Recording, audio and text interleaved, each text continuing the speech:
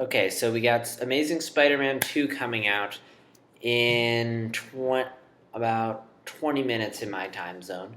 So we got to talk about what my thoughts are going into it. But first, I'm just going to quickly sum up what I thought of the other Spider-Man movies. I'll have written reviews posted of them below when I'm done with them. I'm pretty busy with finals and I really haven't got a chance. I have Amazing Spider-Man written, I'll post it down there when I get a chance, although I might rewrite it because do want to rewatch it at some point. Spider Man I have outlined, and and Spider Man 2 and 3 I haven't written a review yet. But when I write a review for all of them, they will be down there. But I'll need to write a review of them to tell you how I thought about them. I'm pretty much with the original trilogy. I'm pretty much in the same boat as everyone else. For the most part, I enjoyed the first two. I really like them. I think they're fun, really fun, entertaining superhero movies. The third one, not so much, for pretty much the same reasons everyone else does. I do think it has some moments though, but yeah, for the most part, it's a bit of a mess. Amazing Spider-Man, I just, really didn't leave that much of an impression on me. I mean, for as much, for as much as it, for as weak as Spider-Man 3 was, at least it had some moments. At least there were some fun scenes. Whereas I can't remember a single scene from Amazing Spider-Man I liked. I mean, Spider-Man 3, I could say, well, thought Sandman was an interesting character. I thought there were some really good action scenes. Amazing Spider-Man gave me nothing. It didn't give me anything really. While it didn't give me anything really bad, it never really gave me anything any real good. So, those are my thoughts. So, now for my thoughts on the sequel. I was optimistic at first that this one, now that they got the origin story out of the way, they could tell a really good Spider Man movie. Because they could just get right to it. But But a lot of things have me really concerned about this new movie. And part of it has to do with the fact that I haven't looked at the exact score, what people are saying, but from what I can gather, this film is getting mixed reviews. It isn't quite getting the positive reception that Captain America the Winter Soldier had. So I'm going to talk about right now my concerns, and it would not surprise me at all if these just wound up being problems. And this might get a little ranty. If I actually recorded this earlier on, but someone butted in the middle of my recording session, screwed me up, and I'm redoing the whole thing. So, and there's no way to pause on. I record this on Photo Booth, so there's no way to pause. So, oh yeah, by the way, if you know a good way to record vlogs and and the recording thing has a pause option, please let me know. That would save me so much trouble. You have no idea. But I digress. So, point is, if I don't sound as angry or ranty, I mean, I try to, but if I don't, it's because I've already done already, and all the energy was in that one. But let's get into it. First, let's talk about the issue that really, really concerns me with this film, and that it's going to be a clusterfuck. There's going to be way too much going on. Like, one of the biggest issues that I had with Spider-Man 3 is that while I thought there were some really good ideas, there was just they just used them all at once. The film was really messy, unfocused, and nothing really got the development it should. And this feels like it's going to be very similar. I mean, someone asked at Comic Con, I'm worried this is going to be too much like Spider-Man 3, and they denied it. I doubt it. I mean, there's way too much. I mean, let's look at what we have in here. First off, we have the too many villains scenario. We have the Rhino, although from what I understand, I think the Rhino's not going to be in it for that long. He's supposed to be only in there for 4 minutes, which I'd be okay with. I mean, just a fun opening battle to show Spider-Man stopping random crime and kicking his powers. No problem. But then you have Elektra, who is supposed to be the main villain, but you have all this other stuff that I'm wondering if we're going to have a Winter Soldier case, where one of the big villains being advertised is not going to be in the movie as much as we're led to believe. Because, I mean, and just so you know, I've only seen the first trailer. I've avoided all the other ads and trailers. Because we also have Rhino and Green Goblin. I feel like one of those isn't going to get the attention. I want Elektra to be the focus. I think they said Elektra's the focus, but again, they said the Winter Soldier was the focus of Winter Soldier. But, so in addition to having Rhino, in addition to establishing Elektra and having Spider-Man fight him, you're also going to introduce Harry Osborn and have him become the Green Goblin.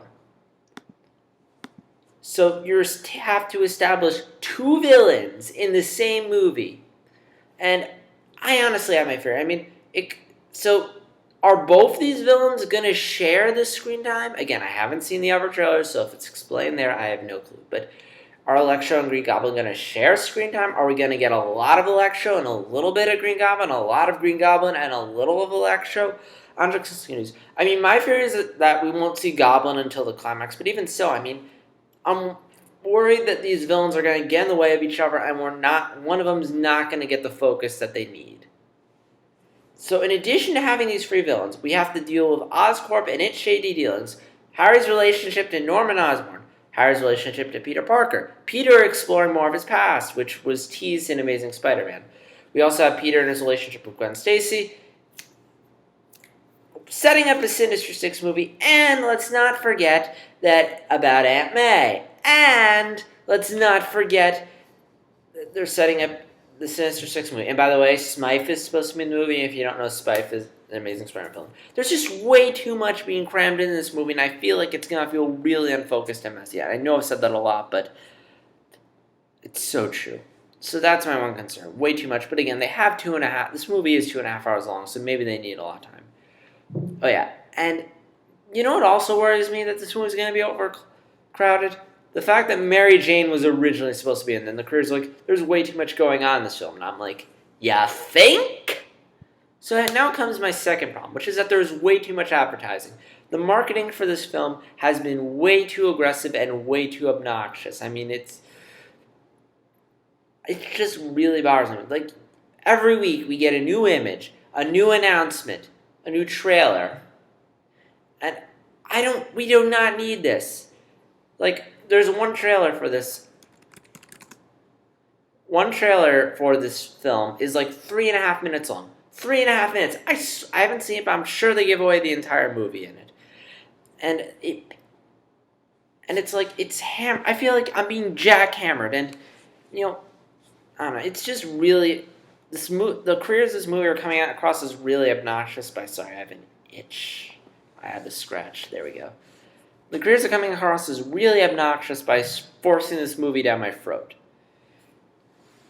And, again, oh yeah, interesting story. When I went to see Captain America the Winter Soldier, they did show a trailer for Amazing Spider-Man, but I walked out during it because I was worried it was going to give away too much. And I'm sure the trailer does. Oh yeah, by the way, comment below if you've seen the trailers for Amazing Spider-Man 2, and let me know if they do give away too much. And just say if they give away too much, don't say what they give away, because I don't want spoilers. And sorry, but hang on a second. I'm sitting on the stairs, and they're really painful to sit on. This is like the only recording spot. Let me just put my sweater down. That's much better. Sorry about that. So, in addition to advertising, here's another issue I have, which is that I feel like this movie is going to be more of more that this isn't going to be a standalone movie, but more a teaser trailer for the next Spider-Man movie. Like, one issue I had with Amazing Spider-Man is it didn't feel so much like a standalone film as like the setup for another movie. You know, like the end credits scene and the fact that they clearly left it open to a sequel. I'm worried this movie's going to be similar. Like, this is just basically going to be Iron Man 2. Like, whereas Iron Man 2 is a teaser trailer for an Avengers movie, this is going to be a teaser trailer for a Sinister Six movie.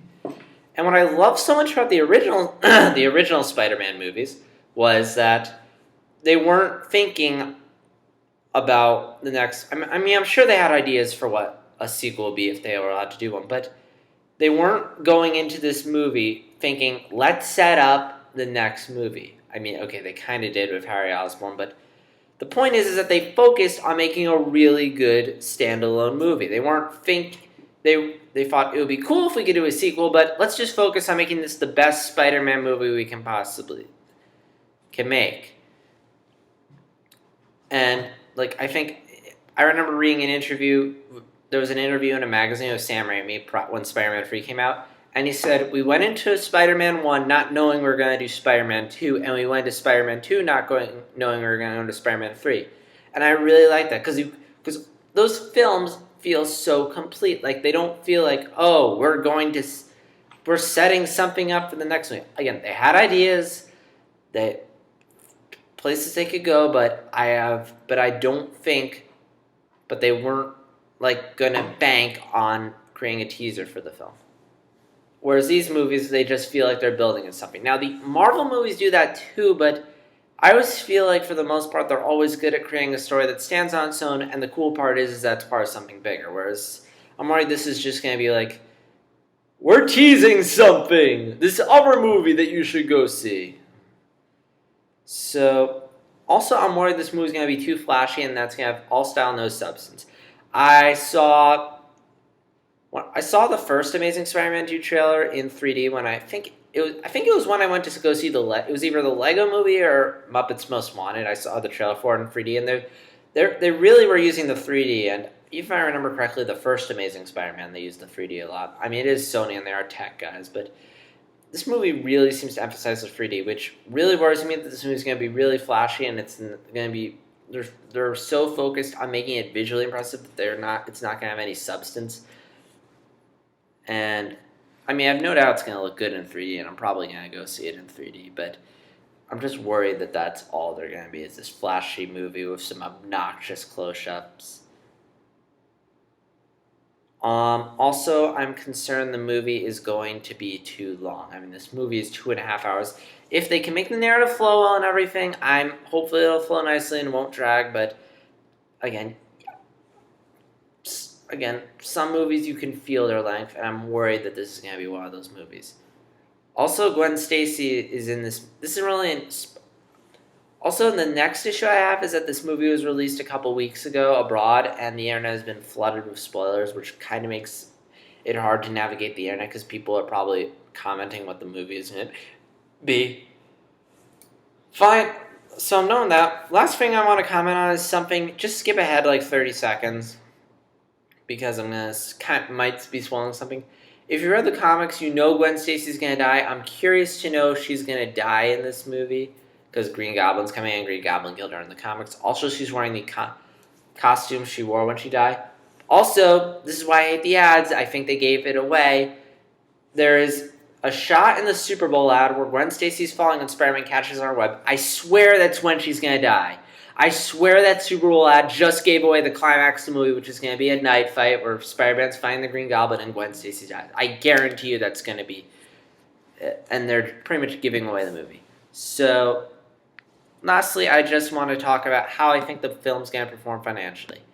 I think it will do well. Would be really surprised if this film bombed.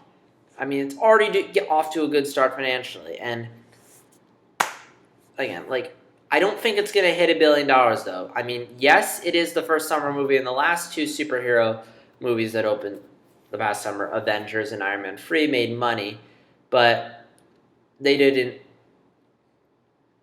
But there's a reason why they made $1 billion and Spider-Man won't. First off, I'm going to say why it does make money. It's going to make money because, number one, it's the first summer movie, and you go see the first summer movie. Also, it is Spider-Man. Spider-Man movies have done really well at the box office. All of them have made either $700 million or $800 million. So, no doubt, Spider-Man will do really well. But it's not going to make it. I don't think it'll make $1 billion. Because here's why Avengers and Iron Man 3 made $1 billion. First, Avengers. Avengers, first off, was built up over the course of years. So there was a lot of anticipation and hype behind this movie. Also, it was really good, and everyone went and saw it, and people would see it millions of times. AMC Movie Talk touched on that, and I agree. It was like a big movie event, and Amazing Spider-Man 2, I'm not saying it's not a big movie event, but it's not as big an event as Avengers is. Also, Iron Man 3 did really well because Iron Man 3 did really well because for a couple of reasons. Number one, it was Iron Man, and people generally love Iron Man. Also, this was the sequel to that really popular sequel to the Avengers, which was huge. So, it was how Avengers. Also, it had to do with the fact, again, this was the first big summer movie. And it was also, they really played up the Chinese market, which China's a shit ton of people, so it made money. Whereas, again, now let's look at Spider-Man. I mean, the past two Spider-Man films haven't gotten a lot of praise. Spider-Man 3 didn't really get a positive response, and Amazing Spider-Man got a mixed response. So this is a sequel to a movie that got mixed reviews, that got a mixed reaction. And the movie before that also did not get a positive reaction. So it's not, again, I'm not saying that it sucked, but Amazing Spider-Man wasn't really that big of a hit. But again, it came out the same year as Avengers and Dark Knight Rises, which were big superhero movies, so it got lost in the shuffle. And also, this movie is getting, from what I understand, it's getting mixed reviews, so I wouldn't be surprised if not so great word of mouth kind of hurts the film. And that a lot of people feel suckered into this movie. So again, it's going to do really well. It's the first movie this summer. It is Spider-Man. It is a big movie. I have no doubt it'll make money. I wouldn't be surprised if this made less than the other one. But again, I digress. So the last question I'm probably going to ask is, will I go see this? Despite my doubts, despite everything, will I go see this movie? And the answer is yes. For a couple reasons. Number one, I am a film buff. I do love going to see movies and reviewing movies. So regardless, I would just like to see this movie for the sake of review purposes. And also, I'm a Spider-Man fan. I read the comics growing up. I have, the original Amazing Spider-Man comics. I have them at home. And I love them. And I'm a big Spider-Man fan. So I want to talk about this movie as some Spider-Man fan who has read the comics and as someone who has read the comics. And also, I'd like to... Also, I am hopeful that'll be good. I'm willing to give this franchise another chance. While I wasn't exactly wowed by the first one, again, maybe they can turn it around with the sequel. Also, this is the first big summer movie, and, I want to be there, because, it's the summer movie season. While I'm not that particularly optimistic about this year's summer movie season, as I'll mention later, my thoughts going into videos, again, it's still a big summer movie, and I do want to see it. But here's the thing. I might see it this weekend, but the thing is, I am busy with finals, and also, I might just see it next weekend. So yeah, bye.